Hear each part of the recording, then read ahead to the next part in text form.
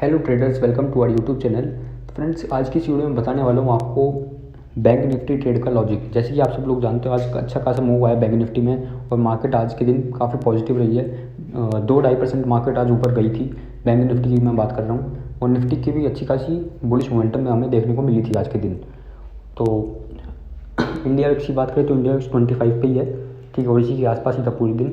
तो हमें क्या करना, हमने सबसे पहले जो बैंक निफ्टी ट्रेड ली थी, आप लोग देखते हो, एक तो हमारी जो ग्लोबल मार्केट्स थी वो भी अच्छी खासी पॉजिटिव ही थी, ठीक है।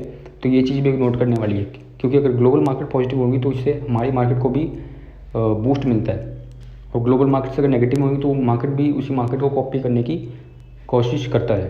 तो ये चीज़ भी आपको नोट कर लेनी है कि जब भी आप ट्रेड लेते हो तो आपको पहले दूसरी मार्केट्स, दूसरे देश की मार्केट्स, आपको ग्लोबल मार्केट्स चेक कर लेना चाहिए एक बार, ठीक है। उनके सेंटीमेंट चेक कर लेना चाहिए मार्केट के, कि उनकी मार्केट कैसे कैसे कहाँ जा रही है, ठीक है, क्या मार्केट चाह रही है उनकी, उसके बेसिस पर आप अपनी ट्रेड लो, ठीक है। आप बस ऐसी हवा में ट्रेड मत लो, काफ़ी चीज़ें आप चेक करो जब जाकर आप अपनी ट्रेड लो। तो दिखाता हूँ बिना किसी देरी के क्या आज की ट्रेड का लॉजिक था। देख सकते हो आप, बिल्कुल वन वे मूव था, ठीक है, पर टाइम काफ़ी लगा था इसमें। इतना ऊपर जो जाने लग गया था तो इसमें टाइम तो काफ़ी लगा था, पर डायरेक्शन चेंज नहीं हुई, ठीक है। ट्रेंड कभी भी चेंज नहीं हुआ इसमें, हमेशा upper upper high, upper high, upper high, higher high, higher high, higher high बनाता चला गया, ठीक है। जितने भी रेंज बनी, काफ़ी सारी रेंज बनी थी आज, सबकी रेंज का इसने ब्रेकआउट दिया ऊपर की तरफ, ठीक है। छोटे टाइम फ्रेम पे देखोगे तो काफ़ी सारी रेंज बनी है, ठीक है, और उन रेंज का इसने ब्रेकआउट दिया। छोटे हर 4-5 रेंज बनी होगी शायद छोटे टाइम फ्रेम पे, मैंने अभी भी चेक किया था, तो उसका भी इसने ब्रेकआउट दिया है। प्राइस एक्शन ट्रेडर्स को बहुत अच्छा मौका मिला था आज के दिन ट्रेड करने का। जो कोई सी भी टाइम फ्रेम पे ट्रेड करता हो, आज सबने लगभग प्रॉफिट किया ही होगा, ठीक है। और जिसने लॉस किया है तो कोई बात नहीं भाई, चलता रहता है, प्रॉफिट लॉस तो सबकी अपनी अलग अलग स्ट्रेटजी होती है। तो देखो भाई, सबसे पहले तो मैंने इसमें दोनों चीज़ें यूज़ की है, प्राइस एक्शन भी, इंडिकेटर भी। आप फर्स्ट 15 मिनट कैंडल देखोगे, ठीक है, फर्स्ट 15 मिनट कैंडल देखोगे तो उसके अंदर ही इनसाइड बार कैंडल जिसे कहते हैं, उसके अंदर ही काफ़ी सारी कैंडल्स थी। 1 2 3 4 5 6 7 कैंडल्स तो उसके अंदर ही थी।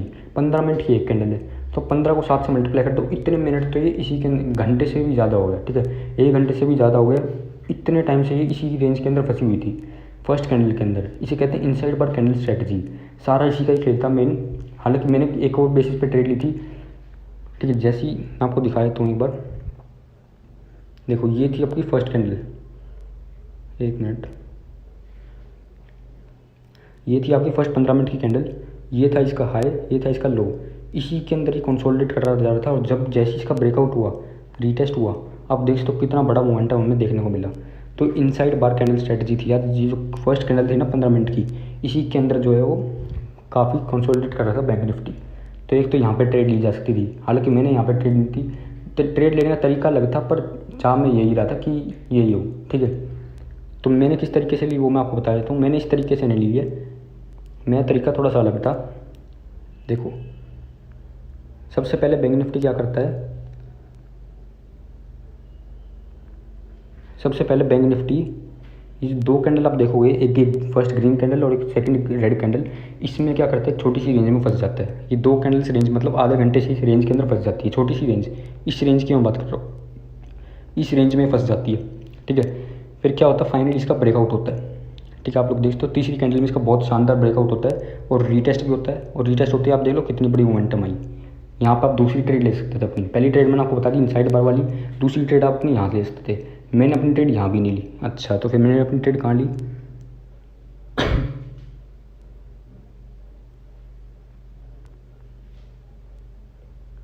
एक मिनट, मैं आपको एक रेंज बताना चाह रहा हूँ। हाँ, ये थी गाइस एक और रेंज। मैं बोल रहा हूँ ना, आज बहुत सारी रेंज बनी थी और सबका ब्रेकआउट हुआ है, सबका रीटेस्ट हुआ है, और सब प्रॉफिटेबल ट्रेडर हुए जिनको प्राइस एक्शन पता है। और इंडिकेटर्स के भी बताऊँ, इंडिकेटर्स के वजह से भी आज प्रॉफिट हुआ है। आज जो प्राइस एक्शन करते हैं उनका भी प्रॉफिट हुआ है, जो इंडिकेटर यूज़ करते हैं उनका भी प्रॉफिट हुआ है, सबका अच्छा दिन था, ठीक है। तो देखो, ये वाला जो थी ना रेंज, इसमें इसका ब्रेकआउट हुआ, ऊपर ध्यान से दिखाता हूँ इसे। पहले तो इसका ब्रेकआउट हुआ, ऊपर क्या लेने लग गया, रेजिस्टेंस, नीचे क्या लेने लग गया, सपोर्ट, ऊपर क्या लेने लग गया, रेजिस्टेंस, नीचे क्या लेने लग गया, सपोर्ट।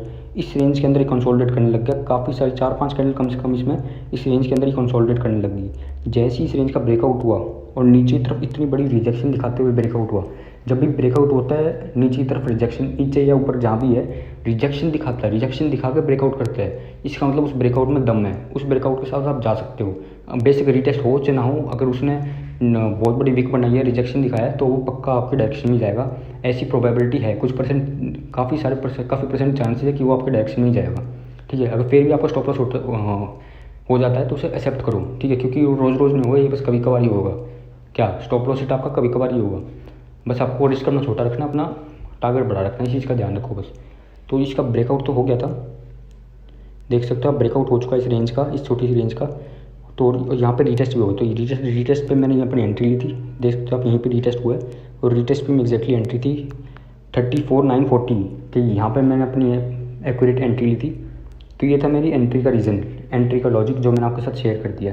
और उसके बाद तो सीधा वन वे मूव आया, उसके बाद तो कहीं मौका ही नहीं मिला कुछ करने का। उसके बाद तो रेंज बनती गई और मैंने अपने trailing stop loss target set कर दिया था। जैसे ये एक रेंज बनी थी, अगर इससे नीचे जाता तो मैं ट्रेलिंग स्टॉप लॉस हिट हो जाता, पर उससे नीचे भी नहीं गया, इससे भी इसने ऊपर ब्रेकआउट दे दिया। फिर यहाँ एक छोटी सी रेंज बनी थी, ठीक है, इस रेंज के अंदर कंसोलिडेट करा था, ये देख सकते हो आप, इसका भी इसने ब्रेकआउट दे दिया, तो मेरा ट्रेलिंग स्टॉप लॉस और बड़ा हो गया। ठीक है, तो ऐसे कर कर फिर ये हो गया, इस रेंज के अंदर देख सकते हो आप 3 कैंडल्स, ये तीनों कैंडल इसी रेंज के अंदर फंसी हुई, इसने इसका भी ब्रेकआउट दे दिया। अगर इससे नीचे जाता तो मैं ट्रेलिंग स्टॉप लॉस हिट हो जाता, पर वो भी नहीं गया ये। तो ऐसे करते करते हाई हाई हाई हाई बनाता चला गया, तो कहीं भी मेरा ट्रेलिंग स्टॉप लॉस हिट हुआ ही नहीं। ठीक है, तो फिर यहाँ पे काम आते हैं अपने इंडिकेटर्स। ठीक है, यहाँ पे अगर कभी भी ऐसी सिचुएशन हो जाती है तो आपको देखो, क्योंकि एग्जिट तो करना ही है। ठीक है, और जल्दी एग्जिट करना या गलत एग्जिट करना बहुत भारी पड़ सकता है। ठीक है, तो आपको अच्छी परफेक्ट एग्जिट लेनी है, परफेक्ट एंट्री लेनी है, जब ही आपका अच्छे से ट्रेड बैलेंस हो पाएगी। ठीक है, परफेक्ट रिस्क रिवॉर्ड में होना चाहिए। तो यहाँ पर आप सब लोग जानते हो काफ़ी फेमस इंडिकेटर्स हैं। सबसे पहले तो वैसे एंट्री के लिए मैंने एक इंडिकेटर और यूज़ किया था, वो भी मैं आपको बता देता हूँ, वो था पिवट पॉइंट्स। ठीक है, पिवट पॉइंट्स ट्रेडिशनल नाम का एक इंडिकेटर है, आप सब लोग जानते हो अगर आप ट्रेडिंग में हो तो। काफ़ी बढ़िया इंडिकेटर है, बहुत हेल्प करता है वो।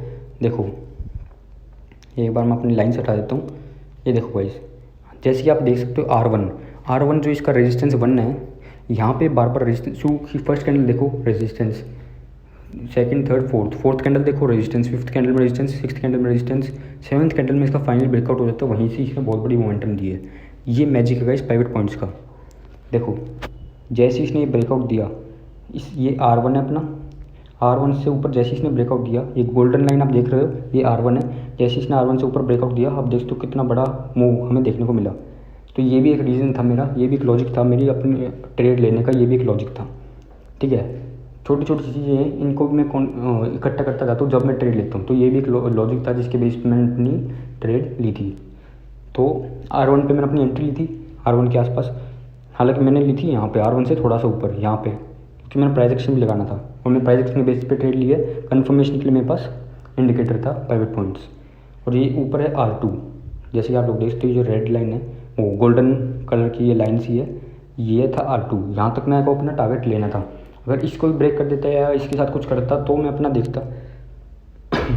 बाद में आप देख सकते हो कहीं इसने इसको भी ब्रेक कर दिया था। ठीक है, अगर यहाँ पे आता और यहाँ से नीचे और गिरना शुरू हो जाता तो वो मेरे को करनी थी अपनी एग्जिट। यहाँ पे आके अपना विक दिखाता, रिजेक्शन दिखाता, कुछ तो दिखाता, जब मैं करता एग्जिट कैंडल क्लोज होने पे। पर इसने कैंडल क्लोज कहाँ की, इस लाइन के ऊपर, गोल्डन लाइन के, ये गोल्डन लाइन थी, इस लाइन के ऊपर इसने क्लोजिंग दी है। ठीक है, तो अपनी एग्जिट नहीं हुई। मैं चाह रहा था यहाँ पे अपनी एग्जिट करूँ, पर नहीं हो पाई क्योंकि कैंडल की क्लोजिंग इस लाइन से ऊपर हुई है। ठीक है, और अगर मैं आपको EMA भी दिखाता हूँ, अभी मैं आपको EMA दिखाऊंगा,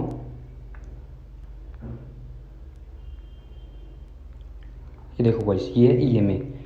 मैंने ये भी सोचा था कि मैं अपना ट्रेलिंग स्टॉप लॉस वहाँ हिट करवाऊँगा जहाँ पे ये EMA नीचे की तरफ टूट जाएगा, पर ऐसा कभी हुआ ही नहीं। यहाँ से मार्केट शुरू हुई और यहाँ पे इसने टच किया और फिर तो ये भाई सब ऊपर ही ऊपर जाती गई, रुकी ही नहीं। अगर ये इससे नीचे चला जाता प्राइस या कैंडल इससे नीचे चली जाती तो मैं अपना ट्रेड एग्जिट कर देता। पर आप लोग देख सकते हो एंड तक भी ये नहीं गई थी।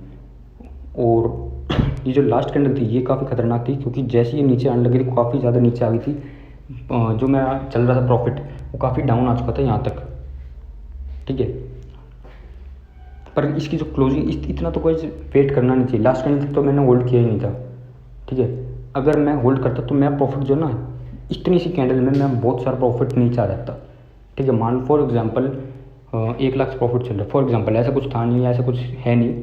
मान लो 1 लाख प्रॉफिट चल रहा था यहाँ तक, ठीक है। और जैसे ही इसने इतना बड़ा नीचे गया, ये क्लोजिंग से ऊपर ही देनी है, ठीक, क्लोजिंग से ऊपर ही देनी, पर ये बस डराने के लिए था। प्रीमियम का प्राइस काफ़ी ज़्यादा घट जाए क्योंकि सबका स्टॉप लॉस इसमें जाएगा, और सबका स्टॉप लॉस जाएगा तो प्राइस उतना ही उसी हिसाब से ऊपर नीचे जाता है। मान लो 1 लाख का प्रॉफिट चल रहा था आपका यहाँ पे, तो वो यहाँ पे अगर नीचे आते आते काफ़ी कम हो जाएगा, ठीक है। 15-20 हज़ार तो ऐसे ही चले जाएंगे नीचे, ठीक है। जस्ट एन एग्जांपल दे रहा हूँ, एक्यूरेट मेरे को भी नहीं पता कि कैसे क्या होता है, पर हाँ काफ़ी ज़्यादा अगर आप, क्योंकि हमने लिया कौन सा हुआ था, ये वाला 34,900 का या 35,000 का अपने कॉल लिया होता, इसके आसपास का कॉल था। तो और वो कॉल इससे काफ़ी दूर है, ठीक है, देख तो कितना दूर है। तो उसका जो प्राइस घटेगा ना, क्योंकि वहाँ पे ऑप्शन सेलर ज़्यादा बैठ जाते हैं, तो उसका जो प्राइस घटेगा वो ज़्यादा घटेगा। इसलिए लास्ट तक वेट नहीं करना चाहिए, लास्ट में कुछ हो सकता है, जितनी जल्दी हो सकता है अपनी एग्ज़िट कर दो। तो बस यहीं के आसपास अपनी एग्ज़िट थी, इस लाइन के आसपास, ठीक है। एग्जैक्टली तो मेरे को भी याद नहीं है टाइमिंग, पर हाँ 3 बजे से, तो 3 बजे से पहले ही कर दिया था मैंने शायद। 3 बजे से पहले मेरे को अपनी ट्रेड एग्जिट करनी होती है किसी भी हालत में, क्योंकि उसके बाद मैं वेट नहीं कर सकता, क्योंकि कुछ भी हो सकता है, अनसर्टेनिटी रहती है, कभी इंटरनेट चला गया या कभी कुछ हो गया। सिर्फ आधा घंटा ही है हमारे पास और कुछ है ही नहीं, 3:30 बजे मार्केट बंद हो जाती है, ठीक है। उसके बाद फाइन्स भी लगते हैं, फिर होल्ड करना या बहुत है चक्कर है काफ़ी, तो इसलिए जल्दी अपनी एग्जिट कर, 3 बजे से पहले अपनी एग्जिट करनी होती है। तो मैंने 3 बजे से पहले एग्जिट कर ली थी, यहाँ के आसपास ही करी थी मैंने, ठीक है। यहाँ तक पिवट पॉइंट मान लो आप, यहाँ पे जो पिवट पॉइंट है यहाँ पर अपनी एग्जिट हो गई थी। तो अगर हम कैलकुलेट करें कि कितने पॉइंट्स कैप्चर हो पाए,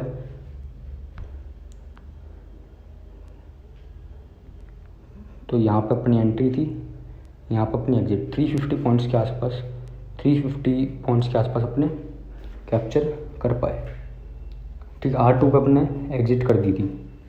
ये था गाइस आज के ट्रेड का लॉजिक। काफ़ी सारी एंट्री मैंने आपको बताई है, मैंने किस बेसिस पे ली वो भी मैंने आपको लास्ट में बता दी है।